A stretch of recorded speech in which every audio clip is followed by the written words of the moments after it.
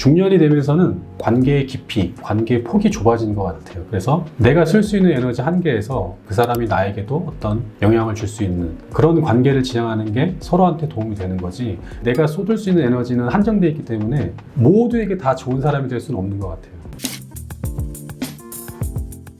은퇴자, 퇴직자를 위한 책 쓰기 과정을 운영 중인 월간 책방 김형준 작가입니다. 반갑습니다. 오늘의 주제는 중년에 피해야 할 인간관계. 우리 작가님 책에도 인간관계에 대한 얘기가 꽤 많더라고요. 그만큼 관계에 대해서 굉장히 고민을 많이 하시고 많은 솔루션을 좀 갖고 계신 분이라고 생각이 드는데, 어릴 적 인간관계와 중년의 인간관계는 어떤 점에서 좀 다르다고 생각하세요? 어릴 때 인간관계는 대체적으로 얇고 넓은 것 같아요. 큰 목적을 갖고 그렇게 만나진 않았던 것 같아요. 중년이 되면서는 조금 그 차이가 생기는 게 관계의 깊이, 관계의 폭이 좁아진 것 같아요. 그래서 젊었을 때는 만나서 즐기고 이야기하고 그 노는 순간이 재밌었다면, 중년이 돼서는 횟수보다는 한 번을 만나더라도 조금은 더 깊이 있게 상대방에 대해서 알고, 아니면 상대방한테 어떤 인사이트를 받고 하는 깊고 좁아지는 그런 차이가 가장 큰 것 같더라고요, 보니까. 그러면 혹시 중년이 되면 어떤 사람과는 거리를 좀 두는 게 좋을까요? 중년이 되면은 쓸 수 있는 에너지가 한정되는 것 같더라고요.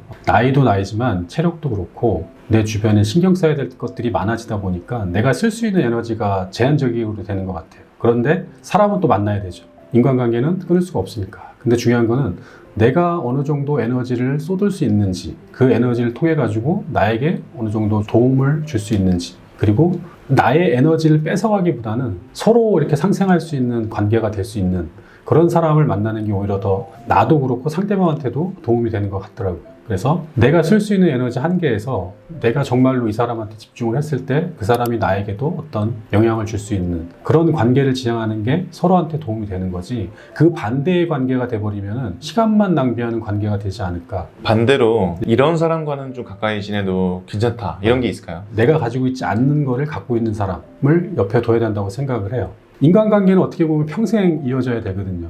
근데 그 관계 속에서 정말 나에게 도움이 되는 사람을 만나야지 나도 성장을 하고 그 사람도 성장을 하게 되고, 또 내가 성장을 했을 때 내가 또 누군가에 도움을 줄 수 있는 그런 사람이 될 수 있는 그런 선순환이 일어날 수 있다고 보거든요. 그래서 내가 배울 게 있는 사람, 그리고 베풀 줄 아는 사람, 그런 사람을 만나게 되면은 나 또한 그렇게 똑같이 행동을 하게 되고 똑같은 결과를 내기 위해서 똑같은 사람이 되려고 노력을 하게 되는 거. 그런 선순환이 결국에는 서로에게 도움이 되고 서로에게 이득이 되는 그런 인간관계를 만들어갈 수 있지 않을까. 그게 나에게 정말 필요한 사람. 뭐 기준은 다를 수는 있어요. 근데 제가 생각하기에는 적어도 나에게 도움을 줄 수 있는, 내가 배울 수 있고 내가 베풀 수 있는, 나에게 베푸는 사람을 만나는 게 내가 만나야 될 사람, 내가 관계를 유지해야 될 사람이지 않을까, 그렇게 생각을 합니다. 중년이 되면 관계를 좀 넓히기보다 정리해야 한다는 말이 있는데, 작가님은 어떤 기준으로 좀 인간관계를 정리해야 된다고 생각하세요? 저는 일단 나를 먼저 생각했으면 좋겠어요. 이기적이 돼야 된다고 생각을 해요. 왜냐하면은 내가 먼저 좋은 사람이 돼야 내 주변에도 좋은 사람이 생길 수 있고 더 많은 거를 어떻게 베풀 수 있는 그런 사람이 될 수 있거든요. 그러니까 나를 보살피지 않으면 남도 보살피지 못하는 거죠. 내가 먼저 제대로 사는, 내 삶을 잘 살 수 있는 그런 사람이 돼야 나도 내 주변 사람들을 돌볼 수 있게 된다는 거죠. 그러려면은 자연히 나에게 에너지를 뺏어가는 사람들은 정리를 해야겠죠. 내가 쏟을 수 있는 에너지는 한정되어 있기 때문에 모두에게 다 좋은 사람이 될 수는 없는 것 같아요. 내가 나를 정말 필요로 하는 사람, 그리고 내가 도움을 받을 수 있는 사람, 그런 사람들한테만 집중을 해도 중년에서 내가 어떤 좋은 관계를 유지하는 데에는 한계가 있다는 거죠. 그래서 나를 성장시킬 수 있는 사람, 내가 성장하는 사람이 돼야지만 내 주변에서 나에게 도움이 되지 않는 사람들은 저절로 정리가 되지 않을까, 그렇게 생각이 되더라고요. 네. 대인관계도 대인관계지만 나와의 관계도 또 중요할 것 같습니다. 나와의 관계는 좀 어떻게 하면 건강하게 지속 가능할 수 있을까요? 현대인들을 보면은 혼자 있는 시간이 많지가 않은 것 같아요. 그 혼자 있는 시간이라는 의미는 뭔가 생산적이지 않는 시간을 보내는 거죠. 예를 들어서 스마트폰에서 드라마나 예능이나 그런 걸 보는 시간들, 아니면 게임을 한다든지 전혀 생산적이지 않는 시간으로서 혼자 보내는 거하고, 그 반대로 혼자 생각을 하고 고민을 하고 성찰을 하고 또 책을 읽으면서 여러 가지 내가 어떤 나에 대해서 나에게 집중할 수 있는 그런 시간을 갖는 거하고는 그 시간의 질이 분명히 다르다는 거죠. 근데 정말 우리에게 필요한 거는 혼자 있으면서 나에게 집중하고 내가 어떤 생각을 하고 사는지에 대해서 돌아보는 시간을 정말 필요로 하거든요. 근데 그런 시간들을 많이 갖지 않으면 나와 좋아질 수가 없는 거죠. 내가 나를 돌보지 않는데 나와 좋은 관계를 유지할 수 있을까? 그러니까 어떤 재미를 쫓는 시간들은 나와 좋아질 수 있는 시간들은 아닌 것 같아요. 반대로 나에게 집중하고 나를 위해서 투자하는 시간들은 나와 더 관계가 좋아지는 시간이 되는 거죠. 스스로 혼자 있는 시간을 즐기고 한다 보면은 그걸로 인해서 당연히 주변 관계도 더 좋아질 수밖에 없는 것 같아요. 그러니까 내가 좋은 사람이 되면 내 주변에 좋은 사람이 모이듯이 스스로 좋은 사람이 되려고 하는, 좋은 사람이 되기 위한 과정으로서 혼자 있는 시간을 즐기고 그 혼자 있는 시간을 어떻게 보낼지에 대해서 스스로 많이 고민을 해보시고 그것도 방법을 찾는 것도 꼭 필요하지 않을까. 그 시간들이 결국에는 내 삶의 질 그리고 내 주변의 관계까지도 영향을 미치지 않을까.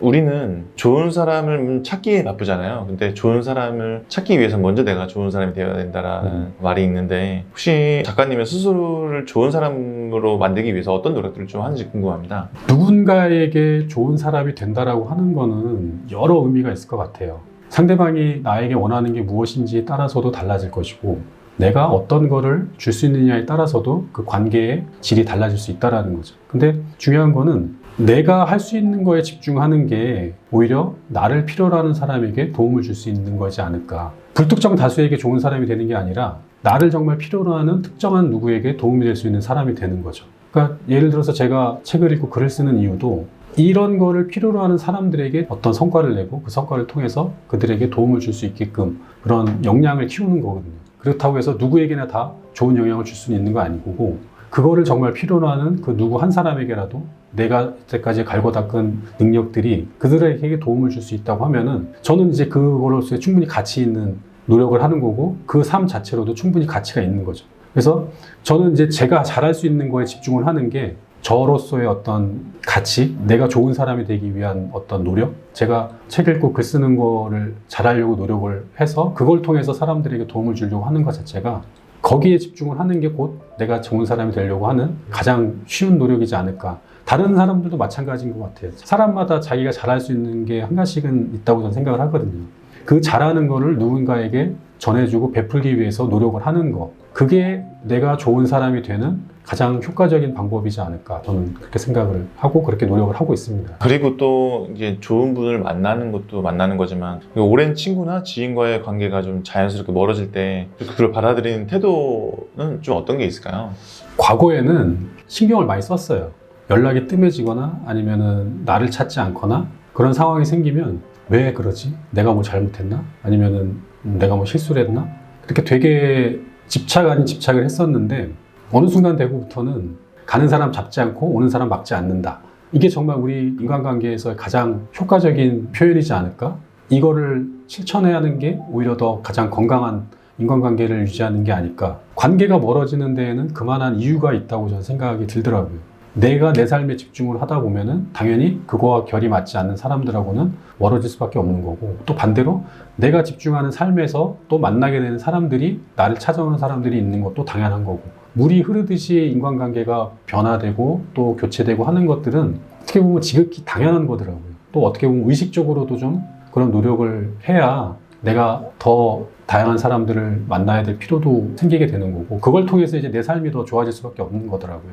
그래서 사람들의 어떤 관계가 정리가 되는 거에 대해서는 의지한 대로만 되지 않는 것 같아요.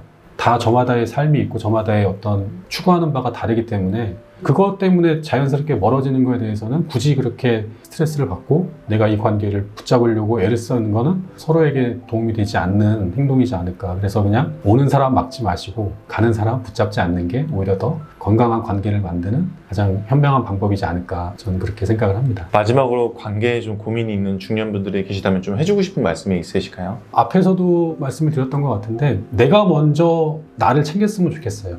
좋은 사람들 옆에 당연히 좋은 사람이 생기는 것처럼 나를 먼저 챙기고 내가 먼저 내가 하고 싶은 거를 하면서 살면은 그걸 통해서 내 주변에도 당연히 나와 결이 맞는 사람들이 다시 모이게 되고 변화를 줄 수가 있겠죠. 그래서 긍정적인 영향을 주고 싶으면 상대방이 달라지길 바라기보다는 내가 먼저 좋은 사람이 되려고 노력을 하면은 저절로 인간관계가 더 좋아지는 그래서 나에게 조금 더 집중을 하고 내가 무엇을 원하는지에 대해서 조금 더 고민을 해보고 그거를 조금씩은 실천하고 행동을 통해 가지고 내 삶이 점점 좋아질수록 내 주변 사람들도 더 좋은 사람을 만나게 될 수 있지 않을까. 그래서 나에게 더 집중하는 삶을 사는 게 오히려 더 좋은 관계를 만드는 출발점이 되지 않을까 그렇게 말씀을 드리고 싶습니다. 오늘 중년에 피해야 할 인간관계에 대해서 말씀을 드려봤는데요. 어떤 분에게는 공감이 되는 내용이었을 수도 있고 어떤 분에게는 조금 불편해하는 내용이 됐을 수도 있는데 제가 말씀드리고 싶은 거는 우선은 나를 먼저 챙기는 게